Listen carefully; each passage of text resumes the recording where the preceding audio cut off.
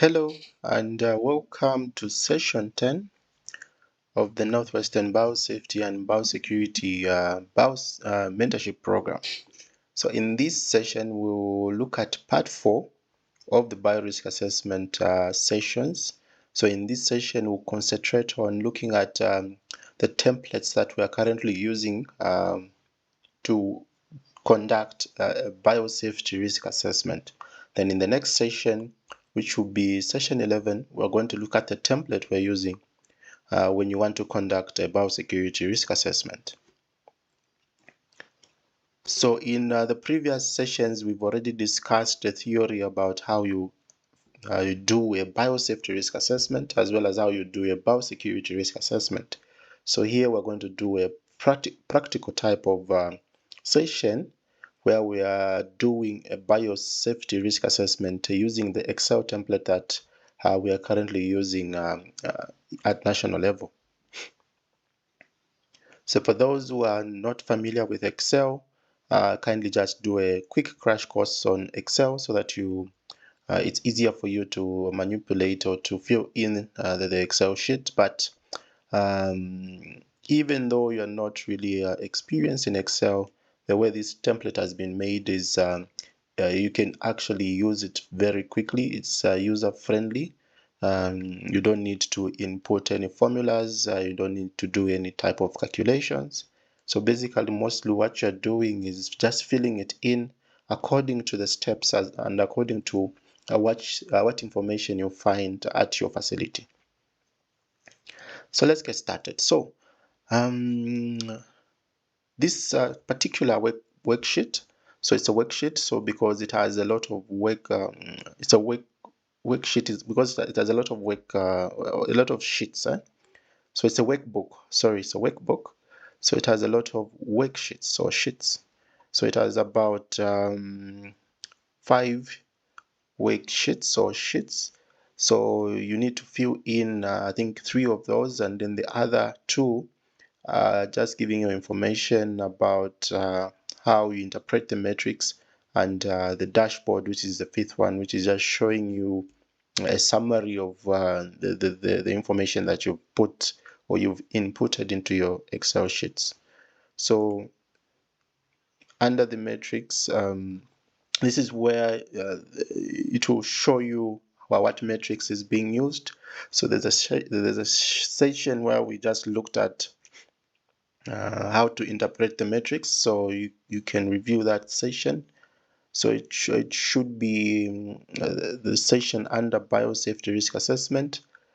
Specifically for biosafety risk assessment, I think we did look into the template, or we did look into the metrics that we're currently using for biosafety, biosecurity. So you have the metrics there as well as the interpretation of the different color codes, as well as the information or the ratings for either the severity and the consequence ratings.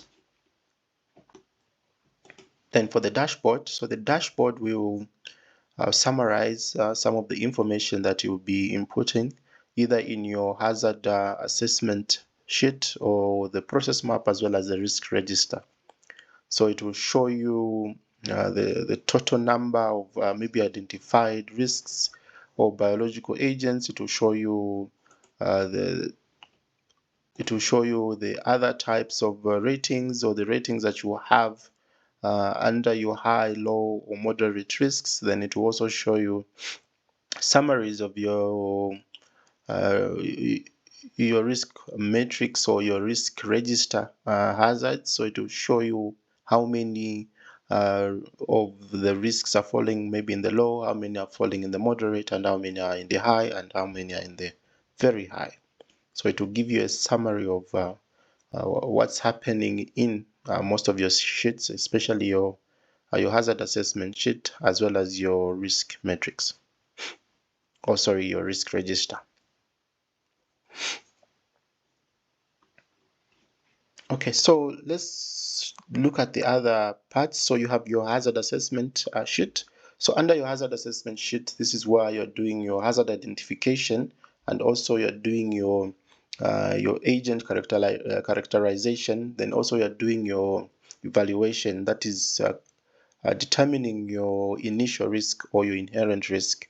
Then under the process map, this is where you map out the process of that particular procedure or activity that you're conducting. Then you're identifying the possible biosafety hazards, or you're creating scenarios that are biosafety in nature. Then after you do the process map, or you complete the process map, you come to the risk register. So in the risk register, this is where now you look at each of these identified hazards in the process map in detail, so that you look at the likelihood and consequence of each of these hazards or scenarios. That way you'll be able to know where the gaps are in your procedure or activity, and you'll be able to put up mitigation measures that are specific to your process. So the first sheet you need to start with in this case is your hazard assessment sheet. So it has a lot of parts, so we'll go through all the parts. So the first thing you need to do is indicate the section where you are doing this particular assessment. So if you've named your sessions or your sections as either section 1, 2, 3, 4 up to maybe 10, you indicate the sections or the section that you're actually analyzing. Or if you have named your sections according to what you're doing, let's say you have hematology section, chemistry section, virology section, you indicate that section here. So in this case, maybe this particular lab has put the sections as section 1, 2, 3, and 4. So we're doing the assessment for section 4. Then the next thing you need to indicate is the procedure and the bench. So maybe the bench for this particular section that we're doing the risk assessment for is the chemistry bench. Then the procedure also is chemistry. Then you come to you indicate who did the assessment. So who was like the leading risk assessor. So in this case, you indicate the name of the person who did the assessment. Or if you have a lot of people that did the assessment, you can indicate their names under the done by. Then reviewed by, the person who reviewed the assessment, you indicate their name there. Or if there are a lot of people that reviewed, you indicate their names. Then after that, if you have an electronic signature, you can indicate the electronic signature there and under the reviewed by as well. Or if you wish to actually print out copies of this assessment, you can print it out and then you sign physically on this particular part. Then you indicate the date of conducting the assessment and the date of review of the assessment. Then after that, you go to your hazard identification part. So like we know, we have a lot of different types of hazards that we find in the laboratory. But of course, like we've been mentioning, most of the hazards that we find are biological in nature. So for this template, you can do a risk assessment for your biological agents or your hazards. You can do a risk assessment for your chemical hazards. You can do a risk assessment for your physical hazards. Then you can also do a risk assessment for your physical or your electrical hazards. But since this is a biorisk assessment type of session, well, we'll concentrate on the biological agent, since we just want to look at which biological agents pose a high risk on us, and therefore we need to put up mitigations to either reduce or eliminate the risk. So these are the biological agents that you may find in the laboratory. So I've included other biological agents that may not be necessarily found under the chemistry, so that we can just take a look at how you can also analyze the other biological agents. So the filling of the top part was just for formality, but for the biological agents that I've indicated here, some you may find them in the microbiology section as well. So for information on how to identify the hazard or hazards, you can review the biorisk assessment or the biorisk assessment session. Should be session should be part 1 and part 2. So I did describe how you identify the different hazards in your risk assessment. So after you do your hazard identification, you then list the agents that you may get exposed to in that particular area. So in this case, maybe you have HIV that you may get exposed to. You may have hepatitis, you may have E. coli, you may have salmonella, cholera, or treponema pallidum. So after you list these agents, you then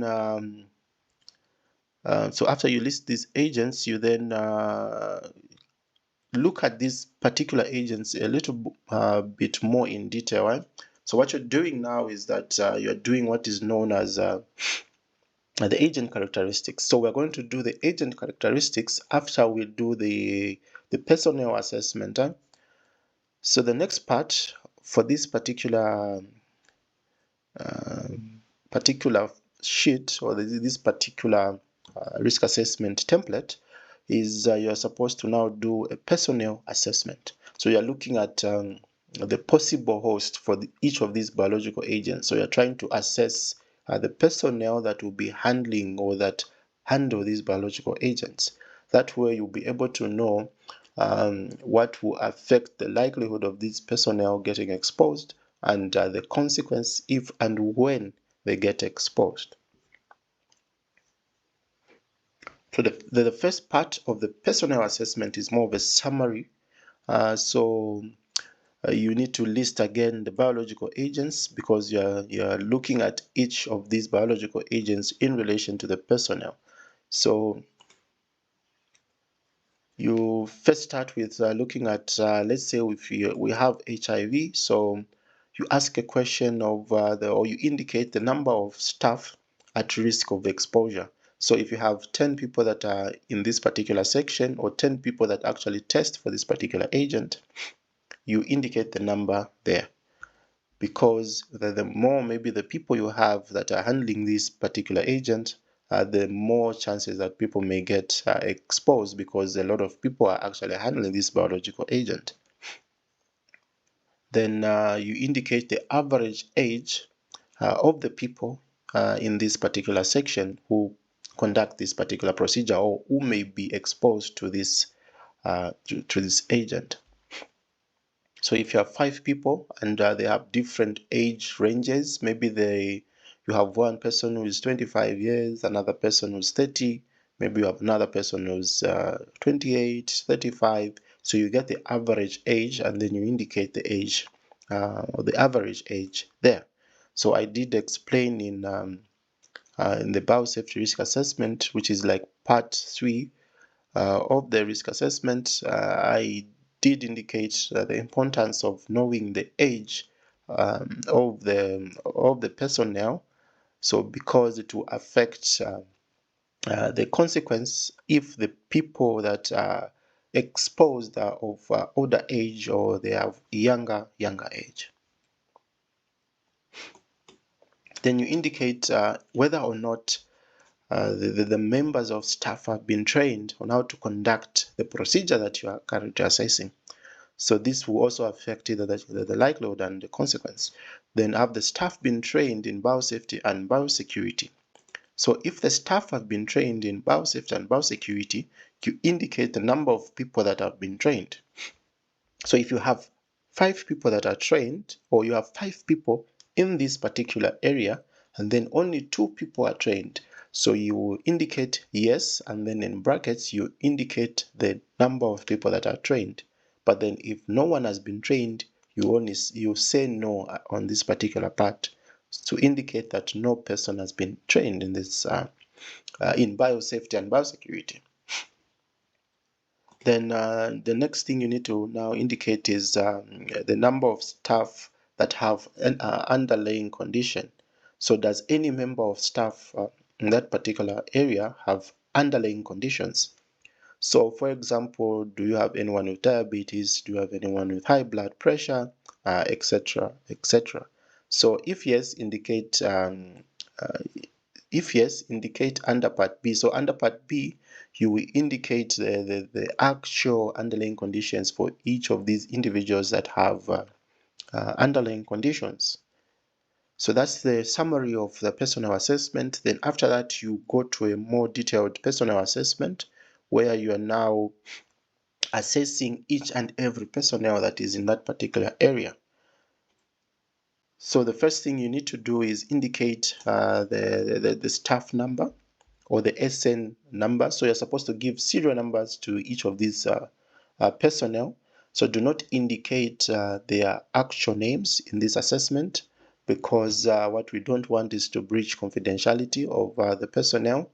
So if you have 10 people in this particular section that you are doing the personal assessment, give them unique serial numbers so that at least their identity is withheld, because you may not know where some of these assessments may end up. So it's always safer to not review a lot of information about the personnel so that you don't breach their confidentiality. Then after that, you indicate the age of this particular personnel, then the sex, trained in procedure, so indicate have they been trained in the procedure that they are that you're assessing. So if they are trained, you indicate yes. If they are not, you indicate no. So if they are trained in biosafety and biosecurity, you also indicate yes or no. Then years of experience, so how many years have they worked in that particular laboratory, or how long have they been in service, how long have they worked as a technician or as a scientist. So you indicate the number of years. So I did explain what this means in relation to the likelihood of exposure. So you can also review should be session 7 or 8, where I indicated the importance of these work experience. So underlying conditions, so do they have any underlying conditions? So remember, under this part you only said yes, and then you said 3 people, but then under this part you are indicating the actual underlying condition that each of these individuals that you said yes to on top have. So here, do not indicate highly sensitive type of conditions. So there are certain conditions that even though you've withheld people's identities, you shouldn't reveal them or indicate them here. So mostly you may indicate certain conditions that people are willing to tell you. For example, high blood pressure, mostly someone will tell you I've got high blood pressure. Or diabetes, someone will tell you I've got diabetes. Or maybe they've got bronchitis, they'll tell you that they have bronchitis. But then there are certain type of conditions where someone may not be comfortable to tell you those conditions. For example, if someone has tuberculosis, someone will most definitely not tell you that they have tuberculosis. So do not indicate certain conditions that may be sensitive.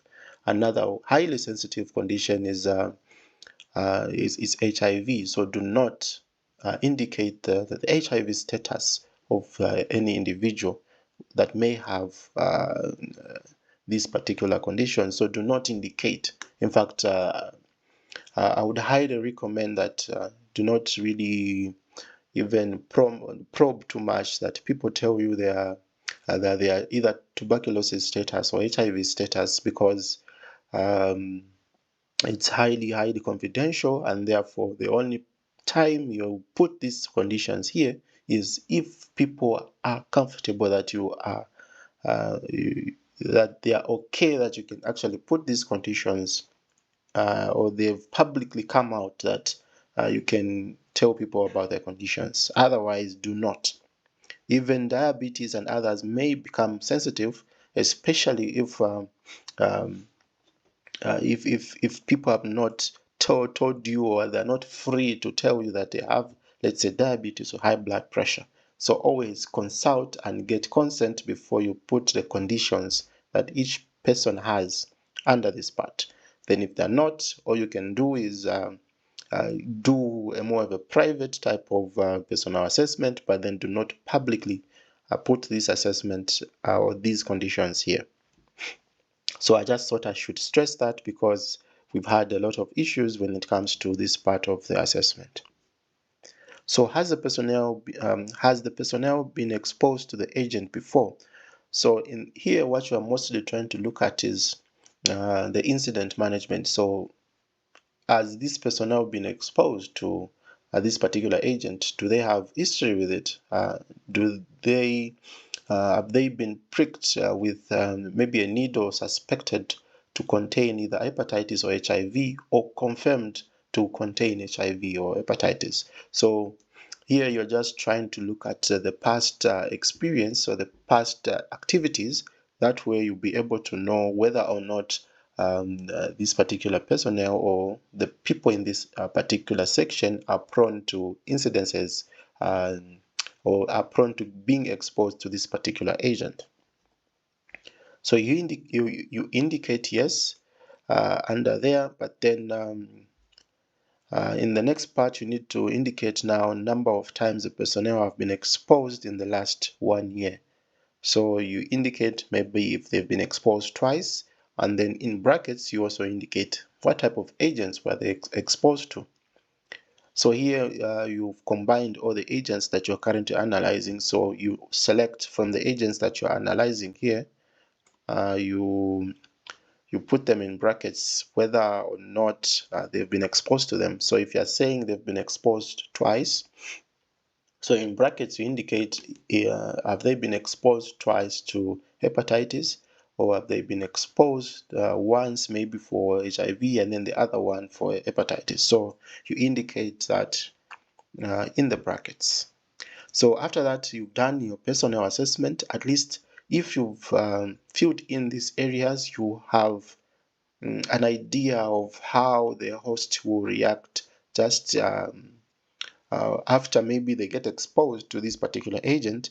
Then also you've looked at the chances of exposure to this personnel in relation to their experience. You are talking about their exposure, that is previous exposure and the like. So if you fill in this part properly, at least you would have an idea of where mostly the likelihood and consequence will fall if people get exposed.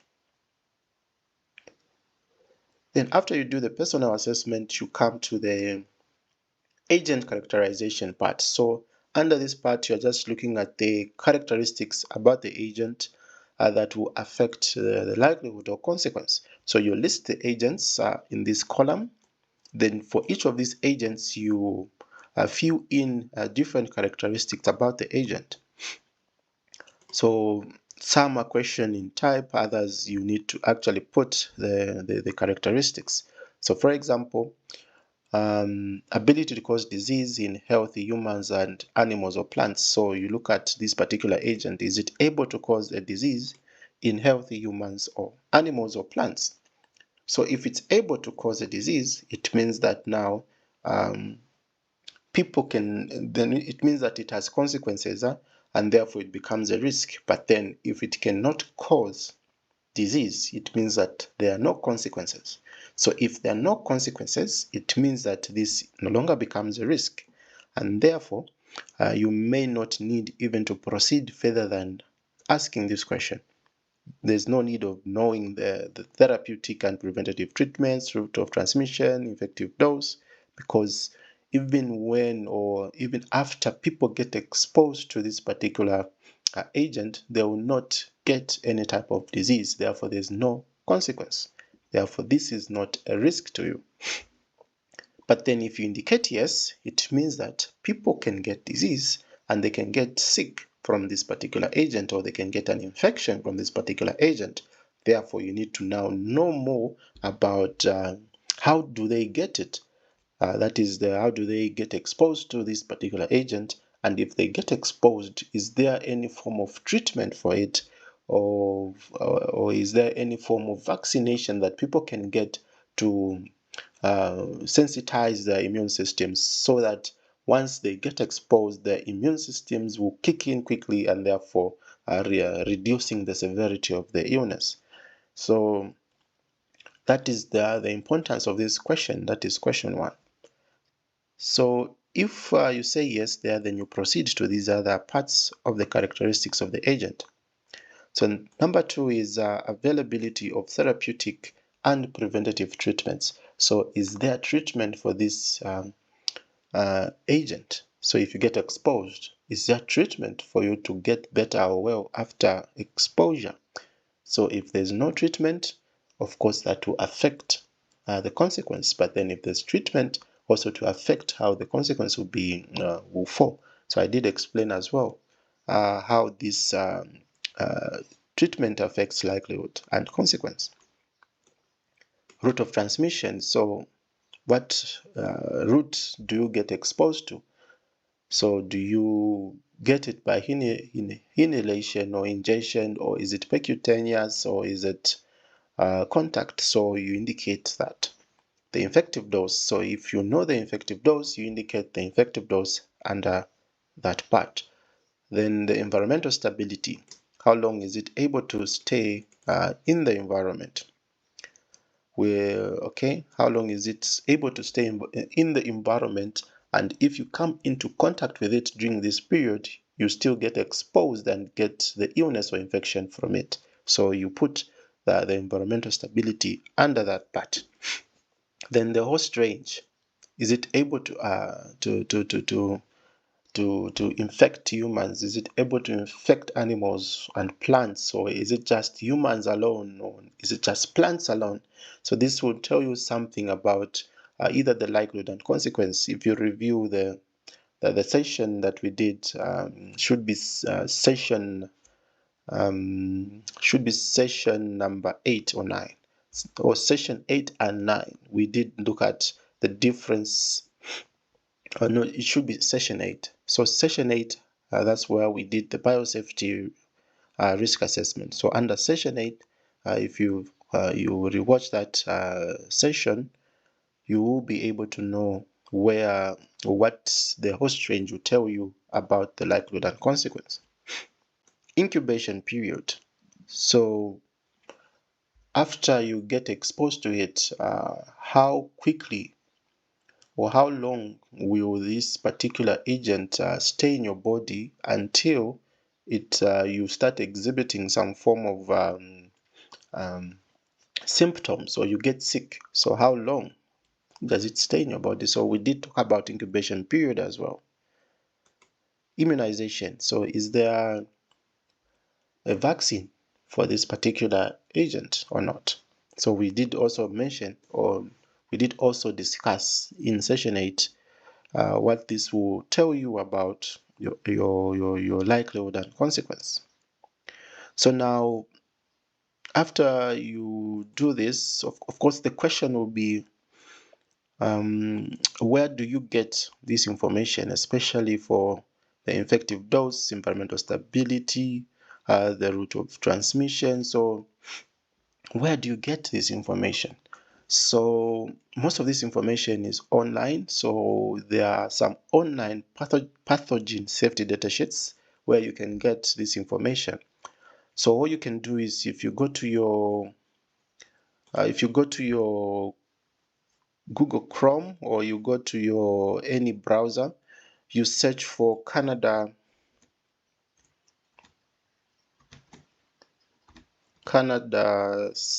pathogen safety data sheets. So pathogen safety data sheets. So if you search for that, you then click on or you follow this link where it's written pathogen safety data sheets with biosecurity. So if you click there, it will take you to where you find the different safety data sheets for the biological agents or the possible biological agents that you may have. So all you need to do is scroll down all the way until you find this part, which is written PSDS by pathogen name. So we want to look at the specific pathogen that we need this information for. So the pathogens are ordered in alphabetical order. So what we are looking at is HIV. So we will go to H. So we'll go to H and then we look for HIV. So HIV is a human immunodeficiency virus. So you click on that. then it will take you to the pathogen safety data sheet for this particular agent. So this is where now you get almost all the information you need about this particular agent. So it will give you the name of the agent, any characteristics. So what type of genus, what type of species is it? Now the pathogenicity and toxicity to give you that information. Epidemiology as well. So, but then what we want mostly in our template is the host range. So this is where we got the host range. It's humans. So only humans have been proven to actually get infected with HIV, and some primates. So animals such as dogs and rats and any other types of animals have not been proven to be um, to get the HIV infection, so mostly it's humans. Then the infectious dose is unknown. Modes of transmission, so these are the different modes of transmission. Then the incubation period, of course, is variable, but then we did manage to pick the ranges for the incubation period. And then to give you other information such as the reservoirs, the zoonosis, vectors, stability and viability. So how long does it survive outside the human body? So survival outside host. So this is where you get the information on the environmental stability. Then yeah, so treatment, immunization. So there's no immunization for HIV. So I think maybe there are still studies being done, but so far, no, they haven't been able to find an immunization for HIV. So there are other types of information that you'll find here. You're going to look at the laboratory acquired infections. So it will give you also some cases where people have been exposed in the lab and they've actually gotten the infection through the laboratory acquired infection. So as of 2001, there have been a total of 57 cases of documented occupationally acquired HIV among US healthcare workers. So this is just for the US. So during 2001, I think there were about 57 cases. So it means that there is a possibility of actually getting it from the lab. So there's always care that we need to take, or safety measures that we need to put up. So you'll find all sorts of information about this particular agent under this pathogen safety datasheet. So you go to Canada safety datasheets, and then you click on the link, or you follow the link which has biosecurity at the end, and you scroll down all the way to where it's showing pathogen safety datasheets by name. Then you search for your biological agents that you want to get information for. So that's where you get your information. So let's go back to our template. So that's where you get some of this information. So after you've done your agent characterization, or characterizing the agent, at this point you've known something about the agent, you've known something about the possible hosts, and therefore you can look at the chances of or the likelihood of exposure and the consequence. So you do the same for these other biological agents as well. So if you are dealing with E. coli, you will also look at E. coli. If you are looking at Salmonella, so you do the same for each of these. So all these agents, I think you can find them, and in online. That is, if you go to the Canada pathogen safety datasheet, you'll find some of this information.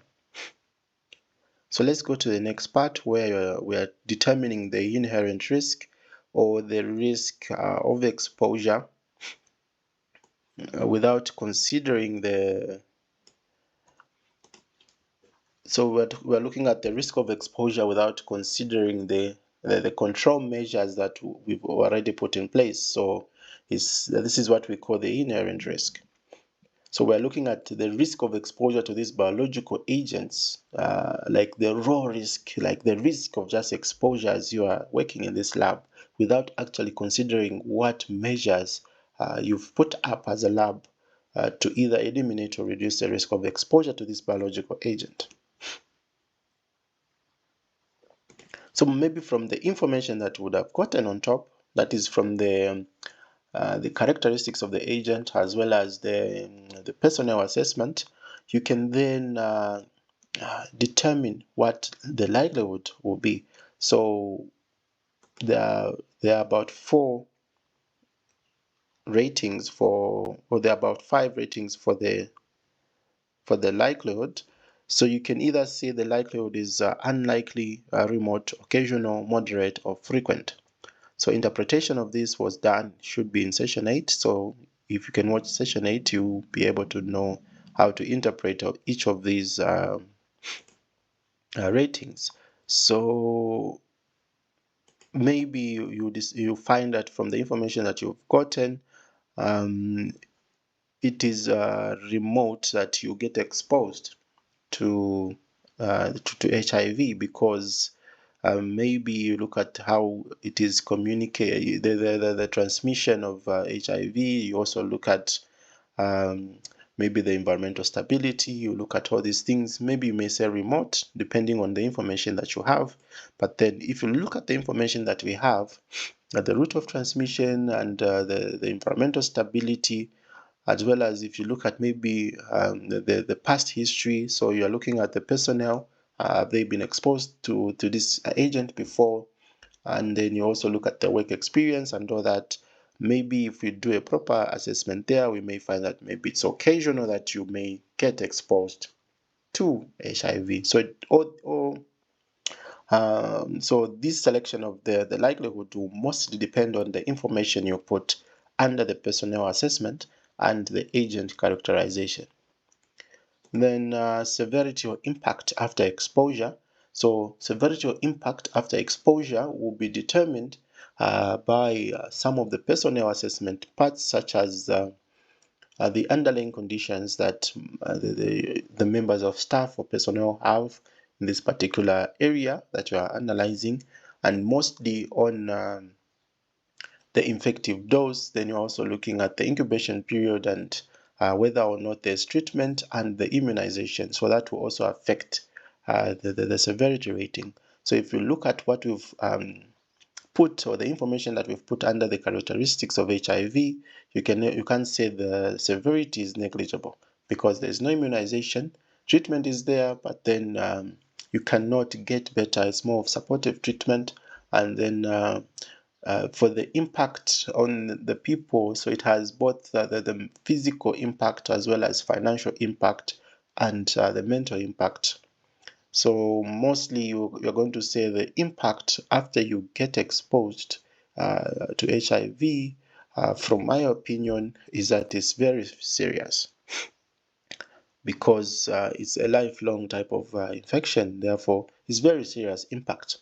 Even though you can get medication where you take the medication for life, but then from my opinion, and I emphasize from my opinion, I would say it's very serious. But then depending on how you analyze the situation, you may decide to either increase the severity or reduce it. So from my opinion, it's very serious. So now if you combine the likelihood and severity ratings, you'll find that you're going to have a high risk, which is 12. So another way of finding the risk is you multiply the numerical value for likelihood and the numerical value for the consequence. So this will be like 3 by 4. And then 3 by 4 is equal to 12. Then 12, if you go to your matrix, will translate into a high risk. So the way this template has been made is that you don't need to do the calculations. All you need to do is put or input the likelihood and severity ratings. Then it will give you an output for your risk under this column. So this column is just showing you the combination of likelihood and consequence, and this one is giving you the output. So if we change the likelihood, the severity to 3, it will give you the output for your risk, which is a 9, which is a moderate risk, or it has simply multiplied 3 by 3, which is giving you a 9. If you reduce it to marginal, it will give you 6, moderate. If you reduce this to negligible, it will reduce to like a low risk. So the template has been made easier for you so that you just click on the severity and the likelihood, and it will give you the risk rating. So all you need to do is labor on the determination of the likelihood and the determination of the severity, and therefore it will just give you the output for your inherent risk. So if you've done your hepatitis characterization and your personnel assessment for hepatitis, you can also calculate your inherent risk here.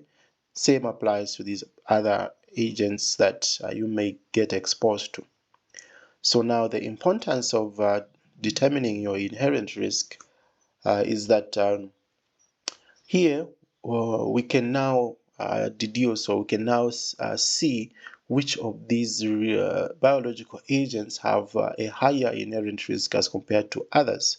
So what then will happen is for those risks that have higher inherent risk or unacceptable inherent risk, we will then need to do further type of assessments so that we see where in the process can we get exposed to these biological agents.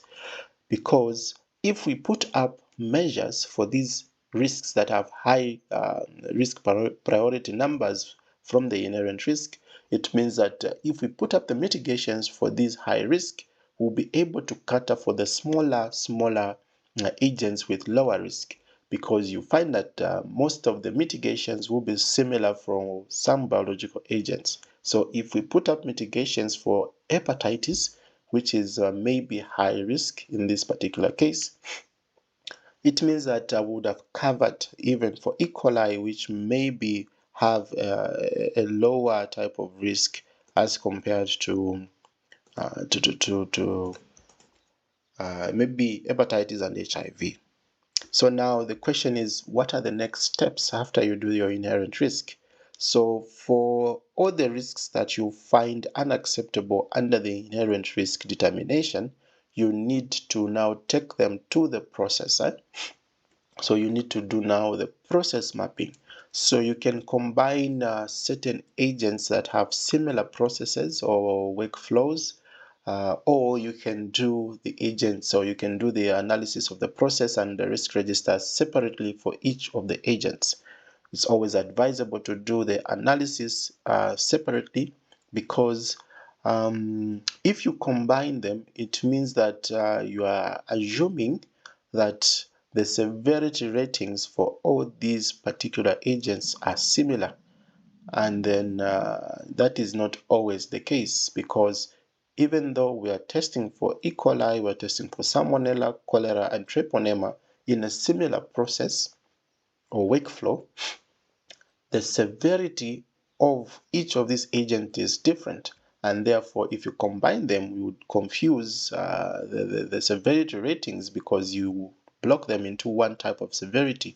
But then if you put them separately, you would do a more thorough type of assessment where the severity ratings will apply or will tally nicely to the particular biological agents that you are analyzing. So it's always advised that you do an agent-specific assessment where you take each agent to the process and you do the scenario determination, and you put up your mitigations. So the next step, or the next video, will show how do we now do the process mapping, and then the video after that, which will be part C of this session, will show how we fill in the risk register. So I'll see you in the next video.